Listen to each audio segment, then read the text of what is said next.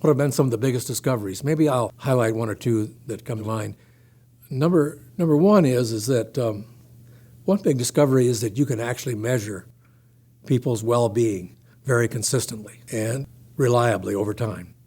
If you ask someone to rate their overall well-being on a 0 to 10 scale in Togo, and you ask another person in Norway to give their answer of their overall well-being, how they feel about their lives on a 0 to 10 scale, the people in Togo consistently will give you very low numbers, 1, 2, 3.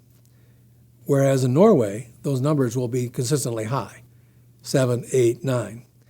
And those numbers match up very much with overall per person GDP for those countries in terms of the wealth of those countries. So people have an innate kind of feeling about their own personal well-being, and they can actually tell you what that is. So it's measurable in a consistent and valid manner. So that's one. And then a spin-off of well-being is that there are other things that can be predicted if you understand what the well-being of the people of a nation are. The overall stability of the social stability, the political stability, economic stability of a country is somewhat measured by how people perceive their lives. It can actually be predicted. If you see the well-being scores of a country deteriorating over 2, 3, 4 years, it's easy to predict that there will be social unrest of some sort in that country. One of the important things we've discovered is really that you can measure well-being, and that measuring well-being is very important.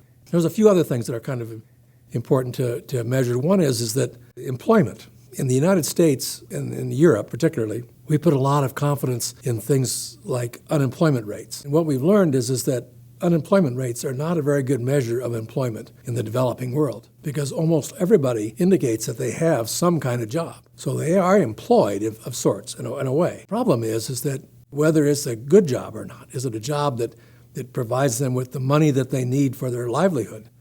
So what we learned is that you have to ask a different set of questions to learn about what really good jobs are around the world. And one of the important indicators is whether or not you have a job where you get a paycheck. Are you on a payroll?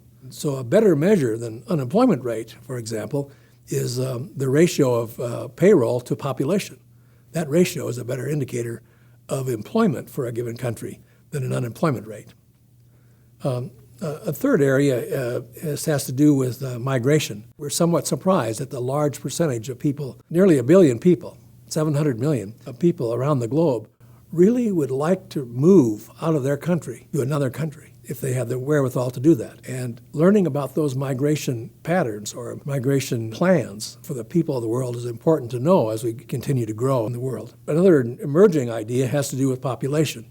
We're learning a lot about population by asking people what the ideal number of children in a family should be. That number keeps changing and is increasing in some parts of the globe where we would hope that it wouldn't be increasing, and is decreasing in some parts of the globe where we actually have population deficits, particularly in some parts of Eastern Europe, for example. So those are some.